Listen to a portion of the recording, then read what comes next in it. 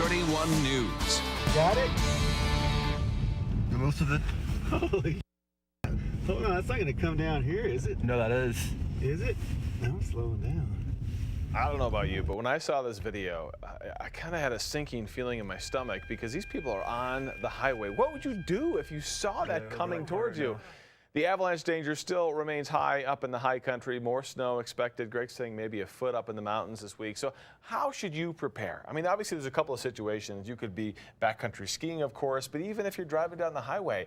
So we've got Dale Atkins here with the Alpine Rescue Team. Good to have you. Thank you very much. So you're always called in when situations get bad and you've got to rescue somebody. Things go wrong, and that's when we get called. Yeah, and it happens probably more than we even think it does, but there are some things that everyone can do just to make sure they're ready. Let's start with backcountry skiing. Sure. You got to have the right equipment. Exactly. It's about having the right gear, but it's also knowing how to use it. Okay. And some of that gear, it starts with the avalanche transceivers. These are small radio-like devices. When people say beacons, avalanche beacon, is this what we're talking about? It is, but technically it's a transceiver. Okay. We try to use that word. So that would allow us to find one another. And then that locates it. Then we use a probe pole. It's kind of like a tent pole that you can stick together. It's got measurements on it. And measurements, and use that to pinpoint the spot. But then you got to get the snow out of the way, and you need a shovel. And to uncover someone who's buried, in typical burial depths about 3 feet, you're going to have to shovel at least about a half a ton to a ton of snow. Fast To get to your friend. Wow. And you think about this, so this stick, you would literally stick it in the ground to find a person?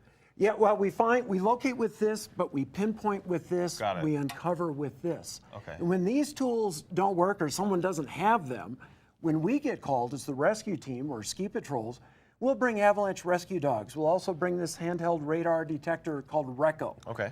So this is what finds the things that are built into some of the jackets now? Yeah, there's a lot of little reflectors, sort of like this, that are sewn into jackets and pants.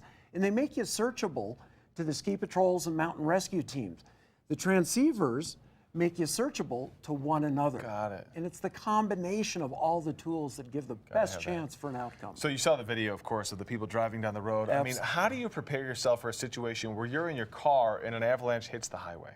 Yeah, I think fortunately those are really rare events. They are, which is surprising. We've seen a few of them this year. Exactly, but we're having an exceptional storm cycle. We're seeing avalanches that haven't run in maybe 80 to 100 years with it. CDOT, the Colorado Avalanche Information Center, do a tremendous job of monitoring the conditions on the highways. But when you're driving in the highways, it's about having gear. And that gear can be just extra blankets, food, and water if you get stuck. An emergency pack in your trunk. Emergency pack, whether you're in the plains for a blizzard or in the high mountains. Yeah.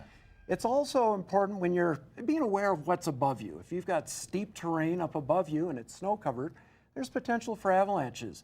Keep moving.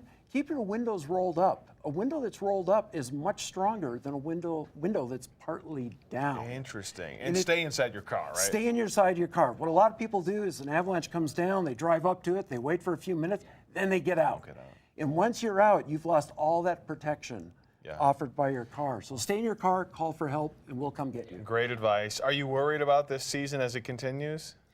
It looks like we're in for a snowy next few weeks and maybe even later into spring. There's a lot of snow in the high country. Well, we appreciate the work that you guys do and all the people out there trying to keep everyone safe and the advice, of course, that you gave us. Thank you so much, Dale. Appreciate the expertise this morning. Let's get over to Greg and talk a bit about that snow that's on its way.